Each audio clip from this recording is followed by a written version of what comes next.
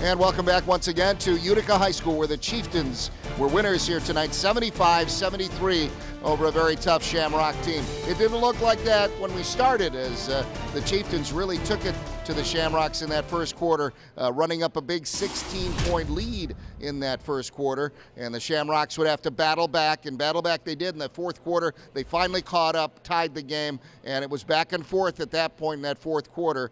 And then finally, we had a big steal there by Josh Hart, who put in that steal, last 2 points there, and did a great job. But then Davenport came back with another shot of his at the buzzer.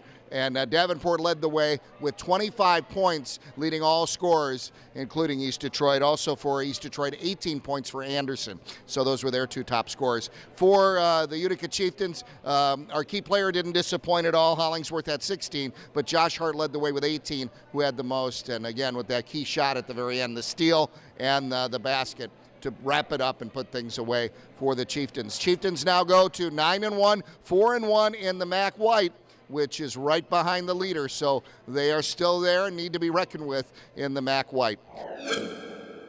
Welcome back to Brighton High School. Rob Otto with you with an amazing match, Division I, but it is the Brighton Bulldogs, the home squad. They're celebrating with their family and friends behind us because they stay undefeated, 33-0 on the season by the skin of their teeth over their KLAA adversary, the Heartland Eagles. This is a match that started all Brighton. They won their first 5 matches, were up 16-0.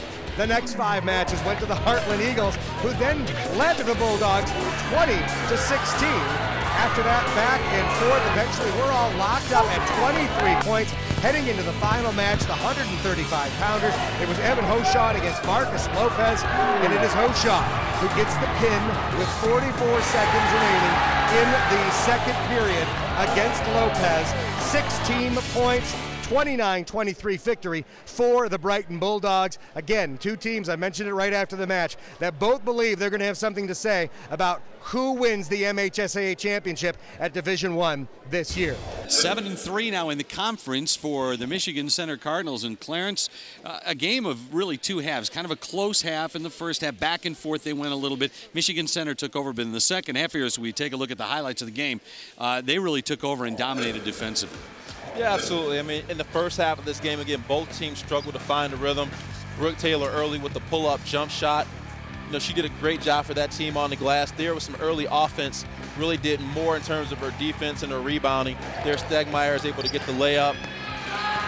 Good pass over there for another open jump shot. One of the few open shots that Napoleon got. Brooke Taylor, another pull-up jump shot early in the game. There's Brinkman, able to get her own rebound, missed a layup, got a layup to go. Great game for her tonight, did a great job. Again, 5'9" point guard doing a good job of controlling pace. Cody Colby with a 3 off the glass, and she definitely called that. There's a great pass from Taylor Miles over to Morgan Berry. One of the few easy looks Morgan Berry got in the first half. The second half there, Stegmeyer over to Emery. There's you see Brooke Taylor, another pull up off the glass, and she was able to get to go. There's Taylor Miles over to Maxim. Maxim drains the 3. They were able to cut it to 3, did a great job, but there was just too much Michigan Center. There's a handoff in the and one for Megan Brigham. Just a great job for her tonight. Maxim with another 3 that came later in the second half as they were able to chip away. Morgan Berry got going. 2 threes in the last 2 minutes, but just not enough as Michigan Center was able to squeak it out. Let's take a look at our stats for the game and what stands out. Rebounds in favor of Michigan Center. We knew that they had the height advantage, 5'9" to 5'11" to 6 foot all across the front line, and they used that size. Yeah, absolutely. But I think it's more of the turnovers. Again, Napoleon is a low-scoring team, so they have to have fewer turnovers, meaning they're taking advantage of their possessions. They just don't get enough possessions to have as many turnovers. And then obviously the free throws, Michigan Center used their height, used their length, was able to get to the line a little bit more tonight. Well, Michigan Center wins it, improves to 7-3 in the Cascades Conference now, and awaits the really these other games that are being played in there. If they win out, destiny's kind of in their hands. Yeah, Grass Lake is just playing so well right now. It's going to be difficult for anybody in the Cascades to catch them, but both of these teams, not bad. And welcome back here to Truman High School, where Truman just did not have enough against this visiting Carlson team. Carlson scored 24 points to 9 in this fourth quarter, which was far too many to overcome for the Truman Cougars, as they really had a hard time here. And the Marauders just were on a roll in that fourth quarter. They came through. They did a great job and were very strong in this final quarter. It was a game of momentum.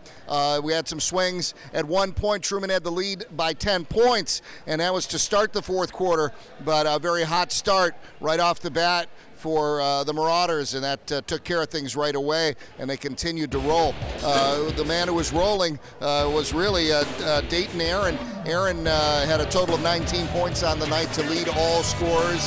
He had 8 points in that fourth quarter, and with the 7 points from Eddie Perry together, they helped pretty much knock off the Cougars here at home. On the other side for the Cougars, they did have some good scoring. Reggie Wesley with a total of 15 points for Reggie. Got a good honorable mention there for him. But a great victory here on the road for the Marauders that makes things a little bit more interesting in the Downriver now conference, because both of these two teams are now tied at 5-2.